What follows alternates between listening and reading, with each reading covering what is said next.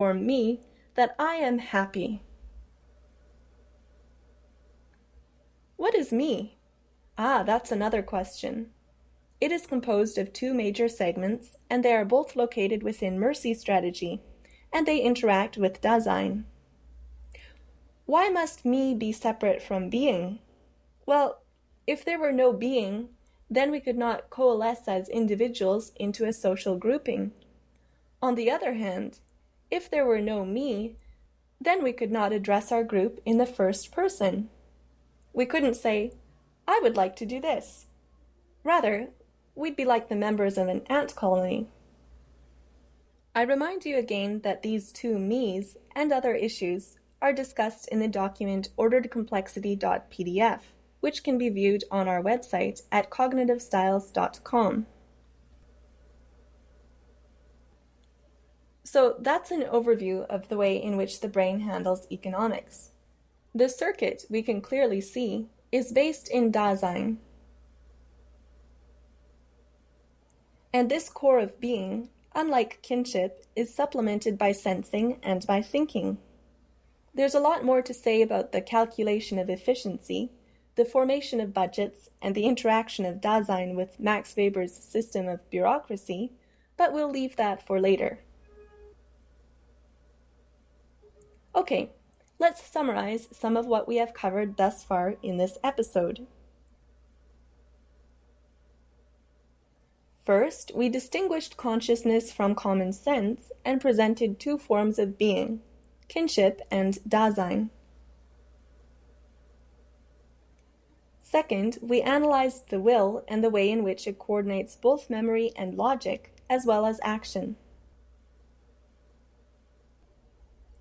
Third, we discussed how the brain discerns what is true.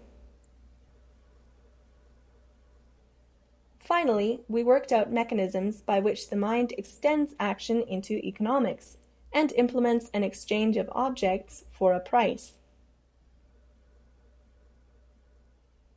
Let's move now to history. I would like to remind us that there are some individuals with the cognitive style of contributor who are conscious in the Dasein if-then circuit.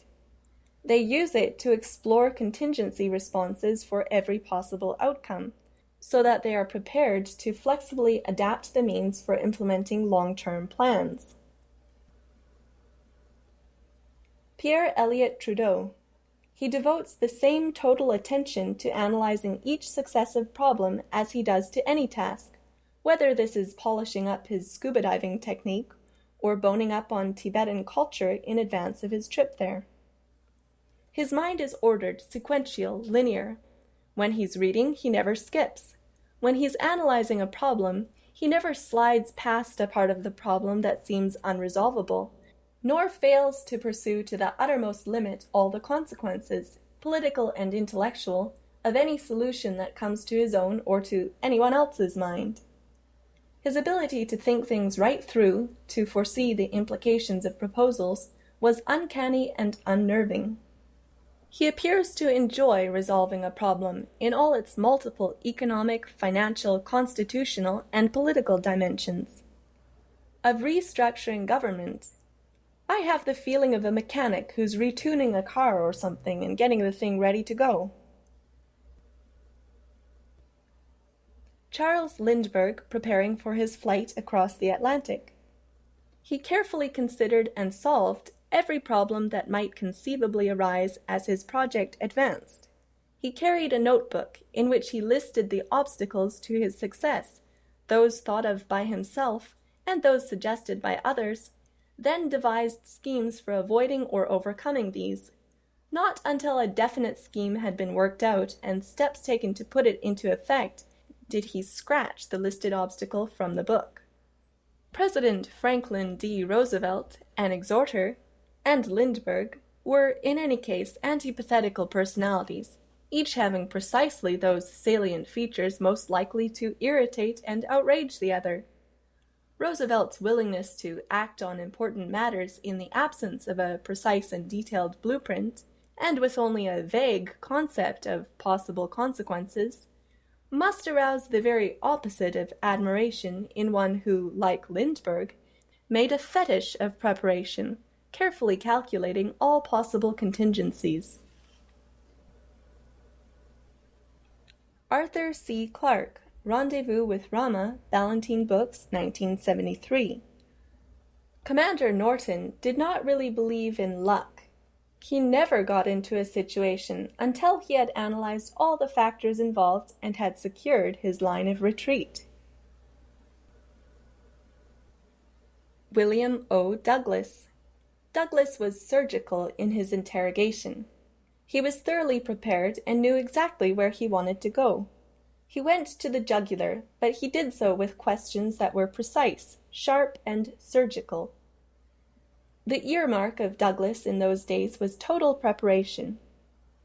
Douglas did not fail often, and when he did, he quickly looked for an explanation. If he found it, and he had the power to change the results, he would. When his legs were weak from polio, Douglas prescribed the antidote, exercise, and doggedly took to the Yakima Hills. Bobby Fischer. He is a tireless analyst, and in games which involved a great deal of detailed analysis, he lasted the pace better. Fischer prefers to rely on his own preparation and analysis. The ending is very largely a matter of exact calculation and determination, and there is no better endgame player in the world than Fischer. Alfred Hitchcock. He turns all his energies to the preparation of a film, calculates everything in advance down to the last detail, and throws himself totally into the meticulous realization of his plans. Napoleon.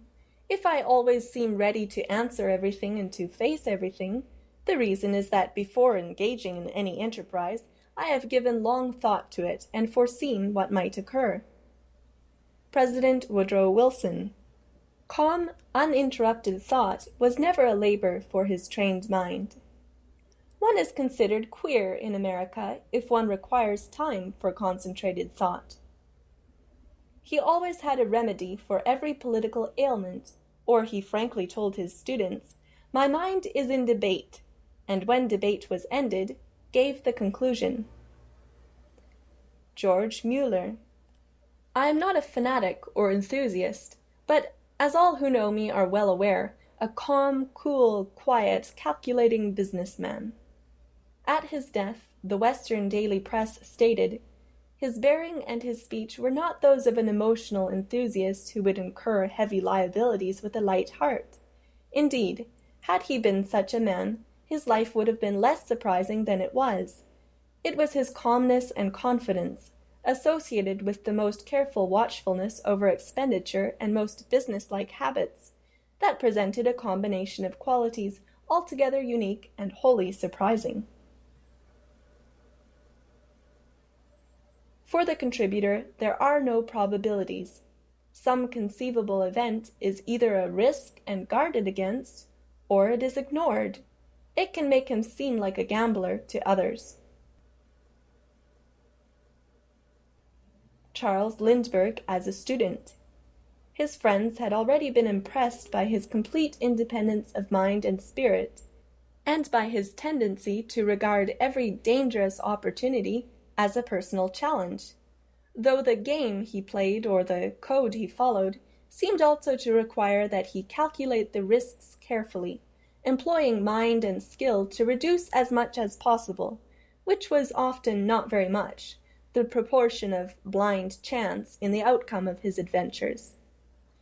Just before leaving college for flying school, it came into his head to hoist his motorcycle to the top of the campus ski lift, some 70 feet high, then ride down through screaming air to land on the slant and roar, if he remained upright, out onto the ice of Mendota.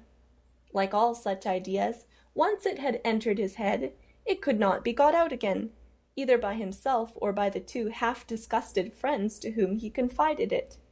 He had calculated the chances carefully, he said. The thing could be done.